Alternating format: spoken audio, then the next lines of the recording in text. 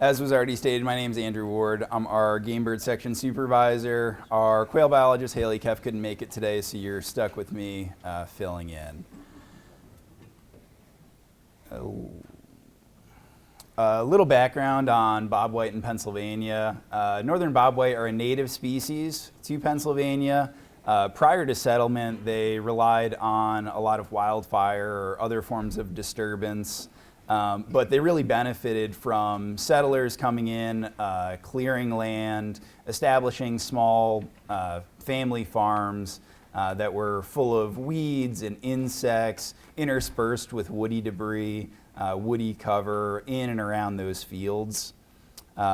They reached their peak likely in the early to mid 1800s, where they likely were found in every county in the state. After that, in about the late 1800s, as some of those farms started to be abandoned, their populations followed suit. They had another increase in about the 1960s, where government set-aside programs benefited them in the similar ways, establishing more family farms interspersed with woody cover, where insects and weeds were abundant. But over time, as farming practices modernized, early succession changed landscapes as farms were abandoned, they had a precipitous decline in like the 1970s into the 1990s. By the 1990s or early 2000s, they weren't really found. In the early 2000s, our board tasked us with either finding where we had remnant populations of bobwhite and working to reestablish them, or if we didn't have any, to work to reintroduce them. Unfortunately, we did not find any populations remaining, so we worked towards the latter. The key to having a successful reintroduction is finding where. Both in the location itself, but also in finding a great partner. And this truly would not happen without our list of wonderful partners. Our first in this, and one of our greatest partnerships, is with Letterkenny Army Depot. They're located down in Franklin County and check a lot of the boxes that we were looking for. Having at least 1,500 acres of contiguous area that can be managed for bobwhite habitat, having a relatively mild winter, although the past couple days will certainly test these birds down there and that point, but relatively mild winter compared to the rest of the state. There's no quail hunting or release of pen-raised birds on that site, as well as having just an amazing natural resource team to help that project. Additionally, we needed some more boots on the ground work, where we partnered with Quail Forever, Pheasants Forever. Eric up here to talk about a little bit of that. But the key here is that we found that we needed a full-time habitat specialist to actually implement a lot of this work. It was done both through contracted work and relatively large land clearing operations, as well as actually getting in there and doing some of that ourselves. To date, we have roughly 2,700 acres restored in bobwhite habitat, certainly hitting that 1,500 acres of high quality habitat that's required. When we're talking about bobwhite habitat, we're talking about places that require frequent disturbances and really highlighting kind of the big three. These three components include native, warm season, bunch and clump grasses. This is primarily used for nesting. Bobwhite are a ground nesting bird and will build their nests both bowl underneath as well as over top of them to conceal them on the nest. They require forbs and legumes, primarily for brooding habitat, with those bobwhite broods walking underneath what is hopefully relatively open underneath that, with a canopy, at least a bobwhite sized canopy overhead for cover. both feeding on plants and as well as insects that they attract, providing that high protein for those chicks. Last being woody shrubs, primarily for cover from predators as well as from the elements, a really key component for weeks like this. With disturbance being a primary tool, prescribed fire being that primary tool for disturbance in this case, and part of the reason I'm here talking to you today. Here's a few pictures of one of the points on the property. This one was back in 2018, relatively low quality woods there that was cleared, and as you can see, this was also burned. And then what you see in this picture in 2021, great interspersion of those big three. You see plenty of shrubs, grasses, and forbs in between. And noted this is in 2021, so this work has continued and improved in those years. Once this habitat's established, since we don't have bobwhite in Pennsylvania, or at least we didn't at the time, we had to bring them from out of state, which is where we found other partners to source those birds. It's really important to source wild birds. In a perfect situation, you would source them as close to your site as possible, trying to match your climate, predator communities, vegetation, et cetera, et cetera. Since we are in the northern part of our range, of the bobwhite range, we had to source from, we decided to source from as close as possible, but they're limited on the number of birds we could get. So we sourced from 3 places: Fort Knox in Kentucky, Fort Pickett in Virginia, partnering with Virginia DWR, and then with Tall Timbers down in Florida, our furthest site, but having the highest density of birds. In a perfect world, we will find that the source doesn't impact survival, reproduction, different metrics like this, so that we are able to, we and other projects are able to source from places that have highest densities. For each of these, they were trapped, put in dark and cool boxes, and released on site within 16 hours. For Virginia and Kentucky, they were driven through the night, each night, and then for Florida birds, Tall Timbers was able to fly them up on a small plane each year. We've been translocating since 2024, and our last year scheduled is this year.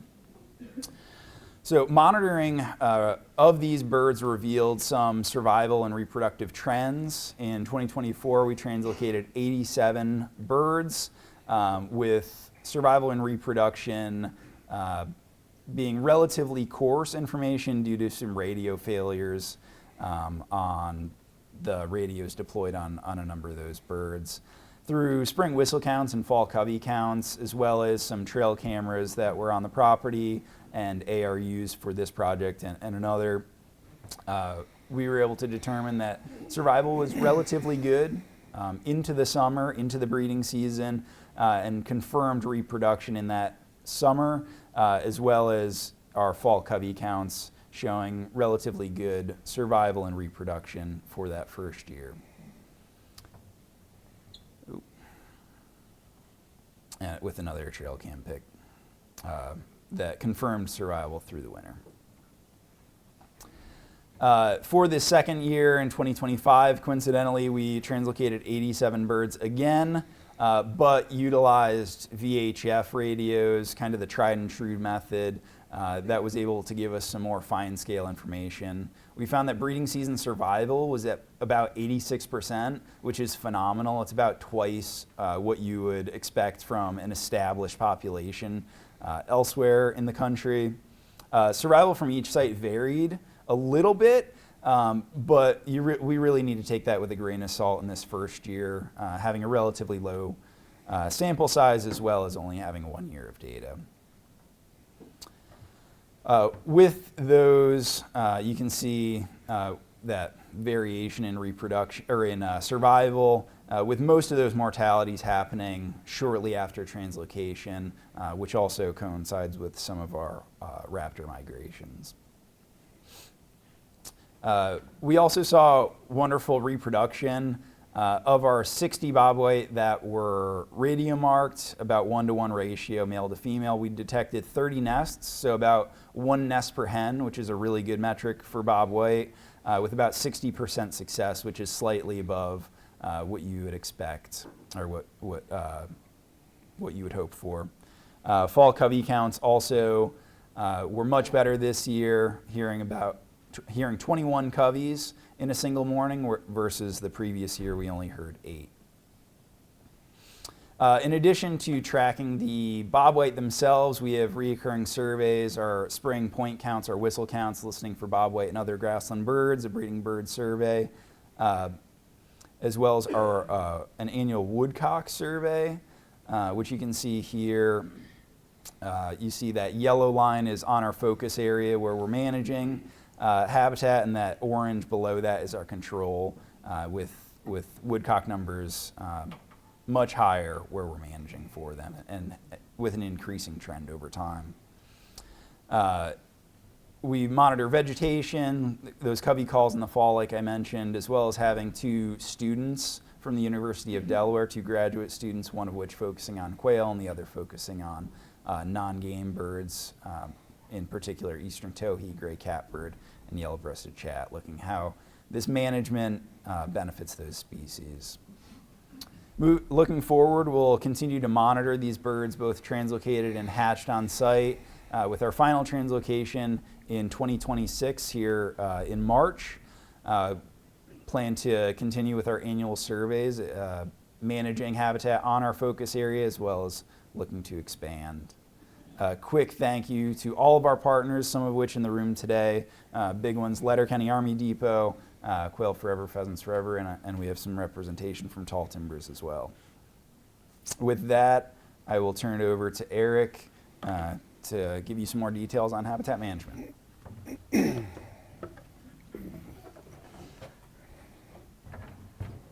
Which button are you pushing? The enter?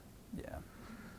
So I talked to you all last year, so I'm just going to update some numbers and give you some more details on what we're doing.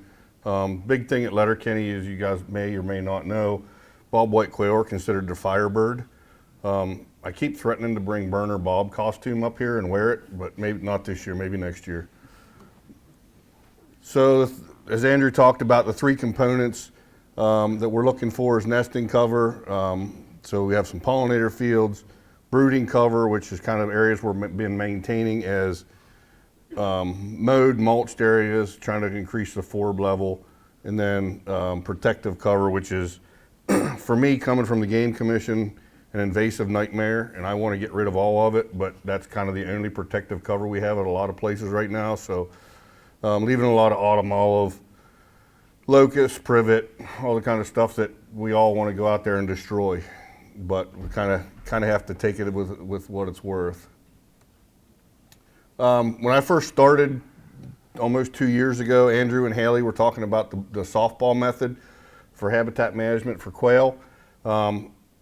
You know, and if you can throw a softball, that's kind of where you want your separated. My question always was it me throwing a softball, or my 5-year-old nephew, or, you know, Jonathan Papelbon or some professional athlete? But doing some more research, and Dale Robbins came up with this idea. I think Dale's out of Texas. Yeah, Rollins. And it's basically, if you can throw a softball and it rolls, it's good cover for quail. If it doesn't roll, there's not enough for the chicks and stuff to run around in the bottom. Some of the techniques that we at Letterkenny are using, prescribed fire has become probably our major one, with some challenges because of the military installation and when we can burn, when we can't burn. The other restricting factor is the quail themselves. We're kind of shut off at that April 15th time frame because that's kind of when nesting season starts. So we kind of want to limit our prescribed fire operations in the major quail area. We can go outside of that, but we're kind of doing some other ones. Letterkenny was able to acquire a Raptor mulching machine. I believe it's a 300 horsepower mulching machine, so if there's bigger areas that need mulched, when it runs, because it was a surplus item. But we can go in with that. We do have 2 mulching skid steers. Currently, I've been putting a lot of hours on them this time of year, myself and Tyler.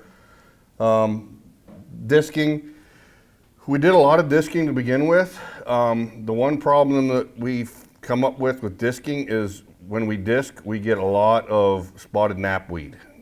So it's kind of that, do you disc and come up with the invasives, or do you kind of try to manage it? So we're kind of in the experimental phase with that right now, with some different herbicide treatments, and going back and forth.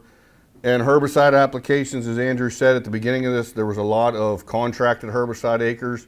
JR Forestry did most of it, and they were doing 200 to 300 to 400 acres at a time, mostly foliar spraying with imazapyr, Escort, trying to think what else was in the mix, Garlon. So did a lot of that. We've kind of gone to more hands-on spotted control. I did purchase a mist blower for the skid steer, doing some controlled plateau herbicide treatments to try to limit the damage to the invasive or the beneficial species. We did start to do some tree planting. The Game Commission was able to supply me with, I don't know, 200 to 300 shrubs last year.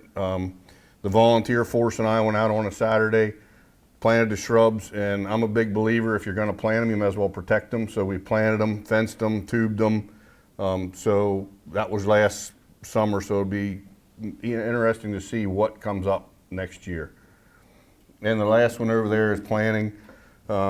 We just kind of concluded a fall winter planting of warm season grass. I think we got it in about 70 acres right now. Prior to me coming, Letterkenny crew, as well as with Tyler, with the help of NWTF, did is it America the Beautiful grant, or NIFWIF grant, and they were able to take about 200 acres of former ag fields and convert them to pollinator fields. If you get a chance to come to Letterkenny, I'd tell you to try to shoot for June or July if you want to do a tour, because it's just pure, those yellows and purples and just beautiful pollinator fields. We did start burning them this past year, and we're coordinating them off into usually four quadrants, trying to burn so that the whole field is not burned at one time. We're trying to burn one corner and another corner. Next year we're going to rotate, do the other two, so that they still have cover. Here's a picture. The picture on your left would be 2017. It's kind of hard to see, but you can see all the trees and stuff in there. And then after 2017, 1,600 acres and 22 acres, 1,622 acres were cleared, and 85 acres were thinned, and those were kind of more shooting towards the oak savanna, oak woodland kind of habitats. We're up to now about 2,700 acres cleared or managed at some point. I guess I could look at this screen instead of looking up there, huh? Prescribed fire, as you guys all know, you're all on the fire stuff. We can treat more acres in a limited amount of time. The other thing, I've been seeing some recent studies that herbicide has been affecting quail reproduction and quail egg consistency. So trying to go more toward the prescribed fire. Again, we can treat more acres. On Letterkenny, we have some issues with fire. Some of you were here last year. I think we talked about it a little bit. Where the quail are at is an ammunition storage facility. So there's 903 ammunition bunkers on Letterkenny. If they happen to be working in that ammunition area that specific day, we cannot burn in that area because there's smoke, because the possibility of escape, and they don't want their people. So we have to coordinate a lot with they call it LEMIC, Letterkenny Munition Storage Facility, with when we can and can't burn. This year is going to be a new project, a new issue, because they're starting to lay some fiber optic cables for some of these bunkers for their alarm systems.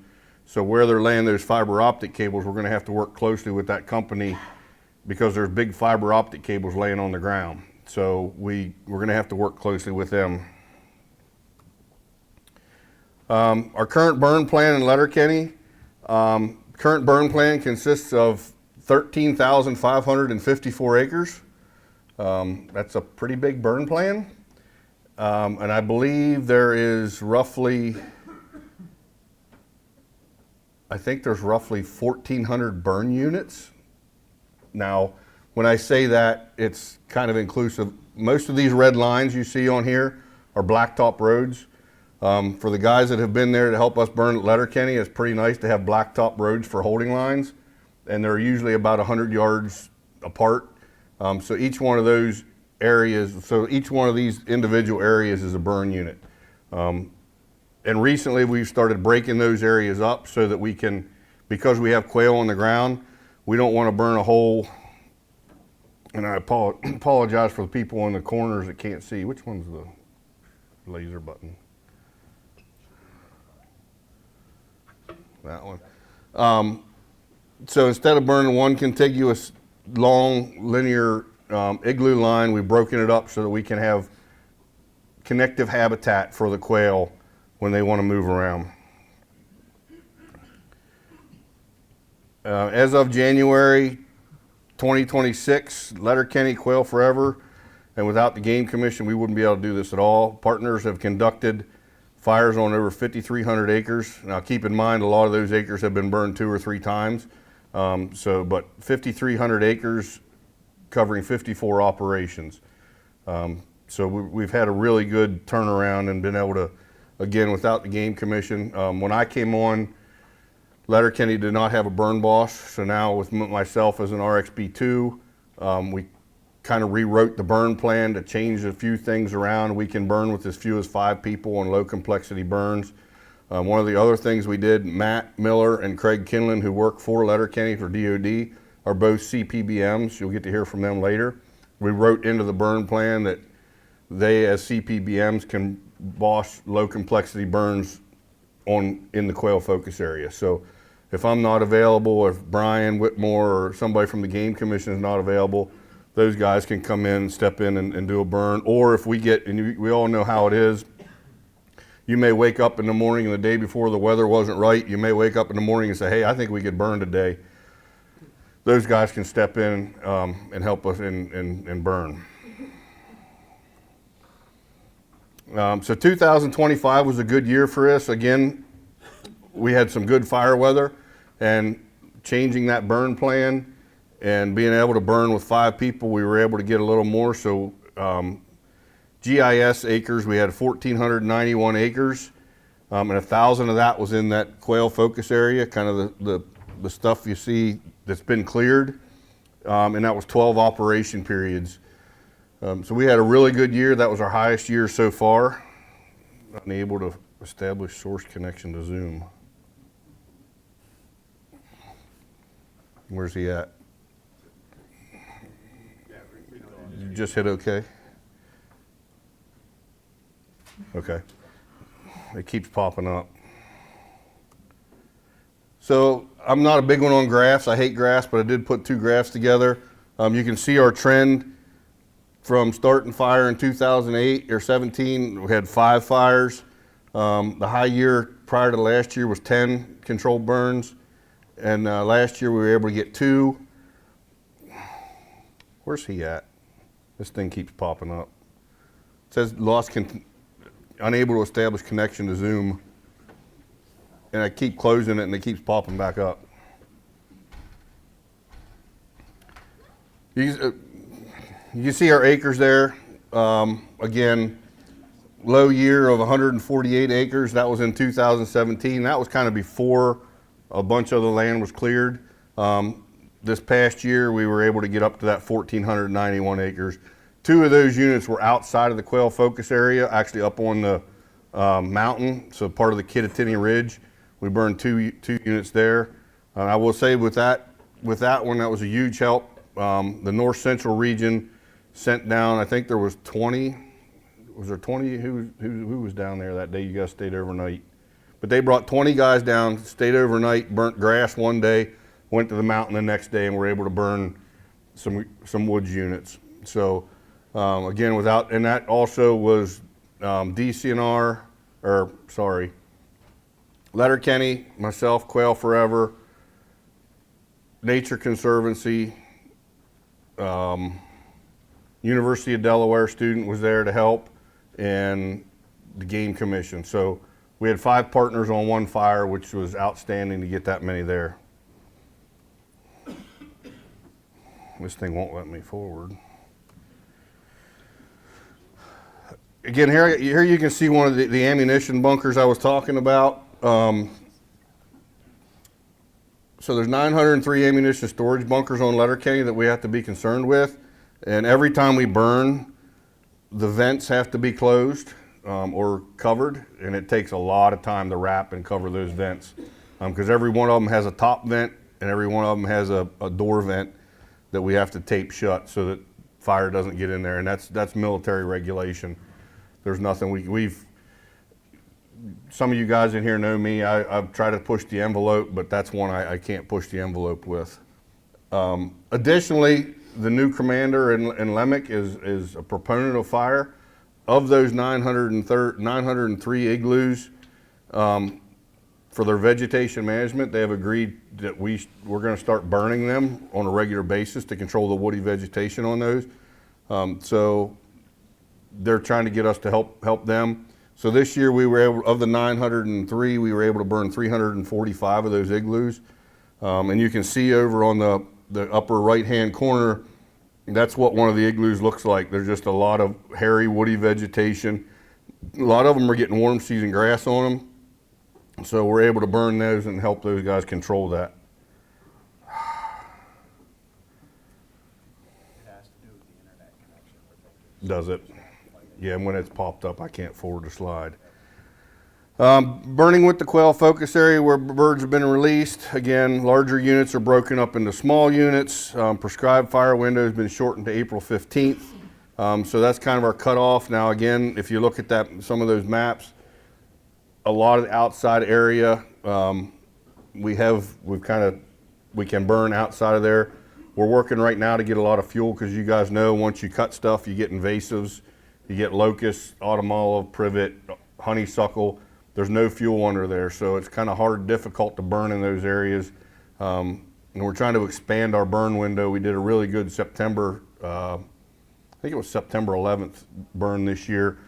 When we were kind of in that dry period, and we're excited to see what the results of that would be, especially listening to Maya's presentation here earlier yesterday.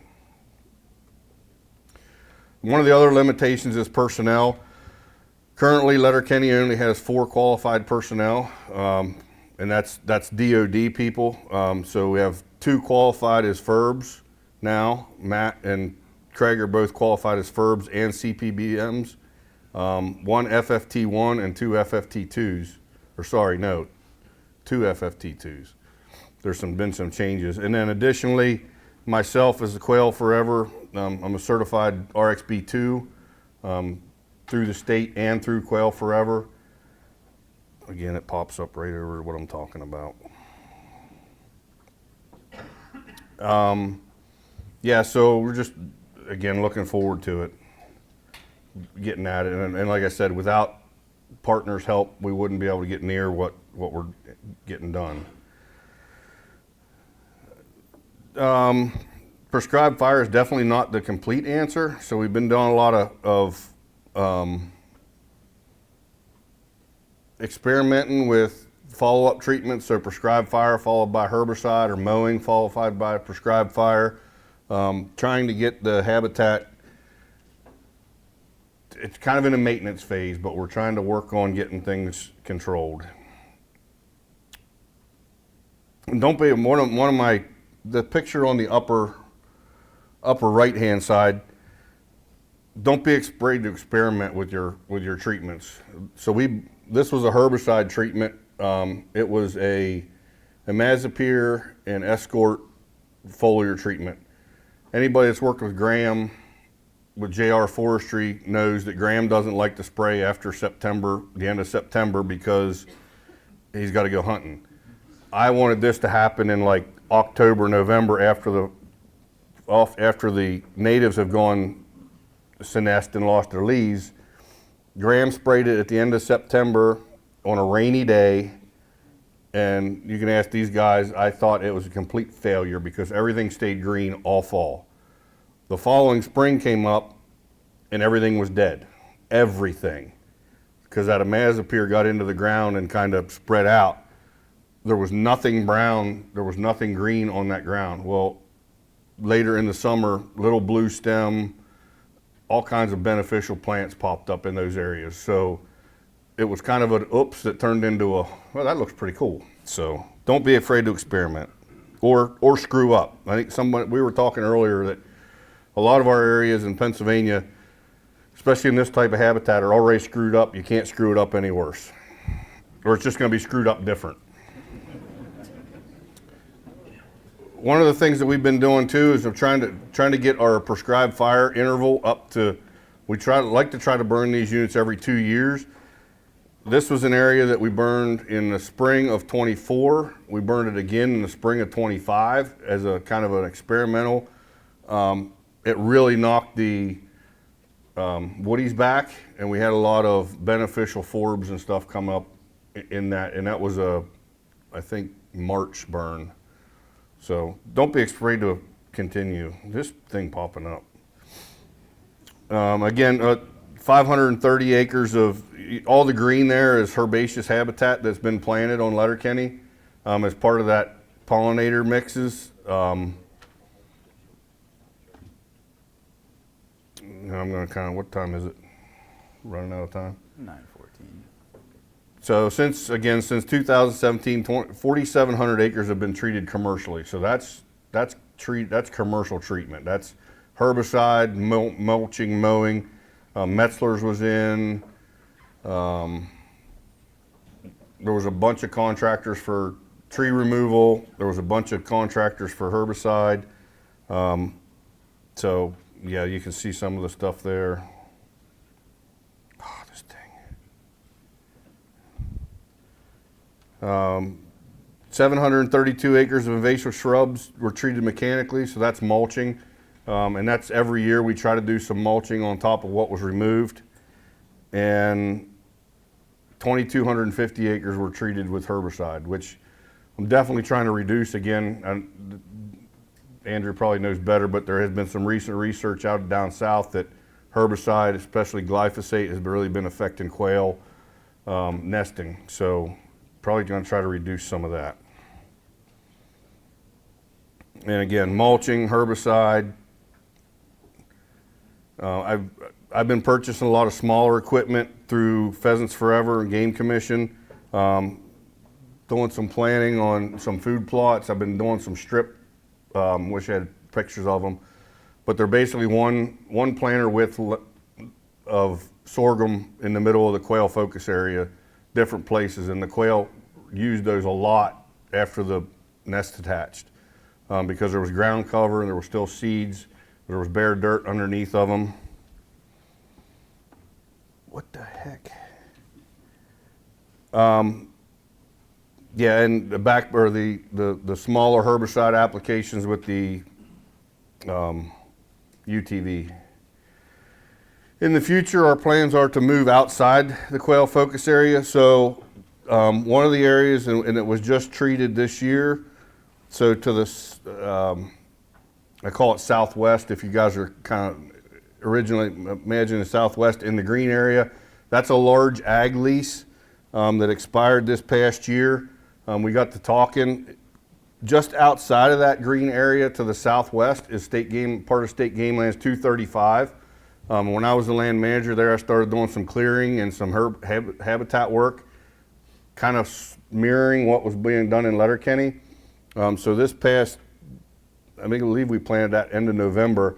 All those fields down here in that green shaded area got 60-foot buffers around the edges of them. So trying to move those, give a corridor if and when the quail take off that they can move down toward the game lands. outside the quail focus area.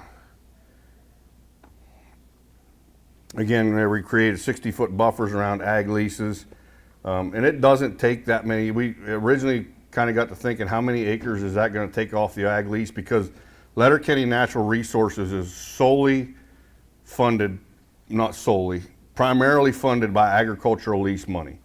So we didn't want to take as many acres away as we had to, because that was going to affect the ag lease or the natural resources funding. But of those 60-foot acres, it was only 50 acres with those 60-foot buffers. So we were able to do that. That was primarily a warm season grass. I think Indian grass, little blue stem, hold your ears, Craig, Virginia wild rye. And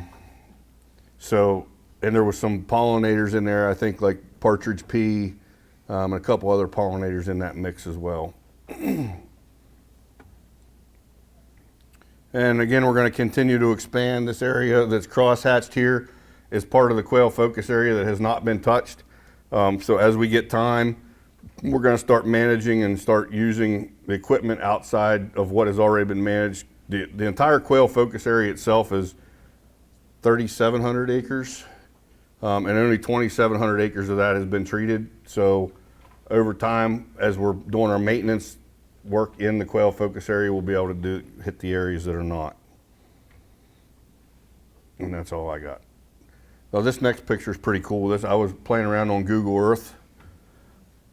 That's one of our controlled burns that Google Earth just happened to take a picture of. I think that was April of 17. So one of the very first burns that was done on Letterkenny was captured on Google Earth. So we'll open it up now for questions.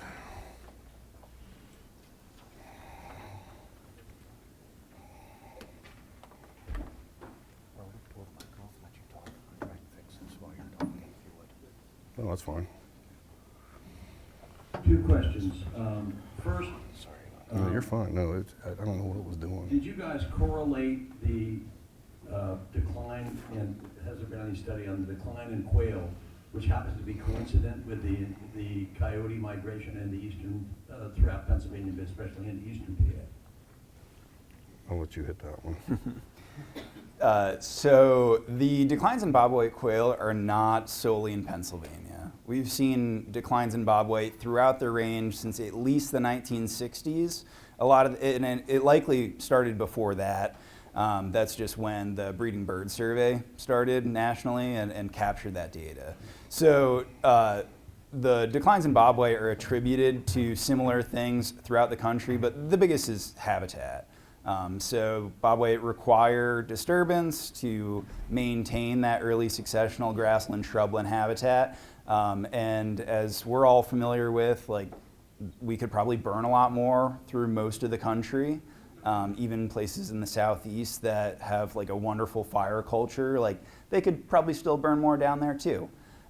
So although bobwhite have a relatively low survival rate, typically you're seeing only about 22, 23% of the birds in a population making it through a year and relying on high reproduction. Despite the fact that most of those birds are dying from predation, that predation is not what's attributed to their declines in Pennsylvania or nationally. Second question, what is your big goal for the state of Pennsylvania? I mean, Letterkenny is one little spot. What do you guys think you can accomplish, elsewhere in the state or statewide? What is your big wish in the sky? Yeah, so that's a great question, and something that our goal for now is establishing this population here, working on Letterkenny to expand, like Eric had highlighted, as well as working to connect this population with that small piece of game lands nearby and working on private lands. Pie in the Sky, our management plan, one of the goals on there is to look for other sites throughout the state. Of course, that's dictated by leadership and kind of agency-wide goals for that. But for now, what we're focused on is establishing this population at Letterkenny, allowing it to expand, and then hopefully down the line we have a source population if, leadership decides to continue these efforts, so we don't have to source from out of state, we can source from this population. Just to follow up, is northern Pennsylvania viable or not? So the question was, is northern Pennsylvania viable or not? Likely not. So one of the biggest challenges that these birds are going to face in Pennsylvania, as well as throughout the northern portion of their range, which we are in, is our winters. It's not only that, but it's also available habitat, which when Bobwhite were at their peak, there was a lot less forest in Pennsylvania. A lot of that was cleared for those farms. So at this point, with focus being on habitat on the ground that is at least similar and can be managed for Bobwhite, as well as relatively mild winters, we're likely looking southern Pennsylvania. Andrew, let me see. Yep. So I agree 100% with what Andrew said with the quail. One of the things coming from the Game Commission as a land manager to Letterkenny, working for Quail Forever, is that this can be done, and not just for quail. Andrew showed you a little bit about the woodcock numbers. So in the quail focus area, we have 3 woodcock routes. Prior to last year, there was 2, but this year there was 3 woodcock routes. 74 woodcock were heard peening on those 3 woodcock routes. I kind of did an informal survey on rabbits last year. I was doing some work and I had a continuous route that I ran every day. I was getting I averaged 10.2 rabbits per mile of that route, and that was a 10-mile route. So, and that was just the ones I could see right along the road in the mowed edges. So woodcock, rabbits, dick sissels, bobolinks, believe it or not, bobcats, for whatever reason, are everywhere on Letterkenny. The trappers, I think, this year took out,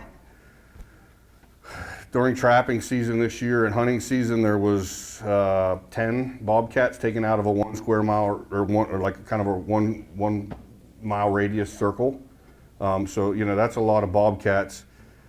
So, and thinking back to from Indiantown Gap, we don't see raccoons in the bobwhite quail focus area like you would think we would, because there's no trees, there's no denning. Some studies from down south had talked about reduced nest predator use on those areas that are continuously burned. So I think for me is getting you guys all, if we can, out to Letterkenny to see that this can be done. Maybe not at such a large scale, but if you could take 100 acres and turn it into this type of habitat, you're going to benefit not just quail, but you're going to benefit all those other species. We've been talking to Virginia from Fort Indiantown Gap about regal fritillary reintroduction. Hawk Mountain, we've been some recent discussions with Hawk Mountain on northern harrier studies. So there's a lot of other species that this is benefiting. I think quail is just you kind of got to have that one, like, what's our goal, but there's all these other triangles.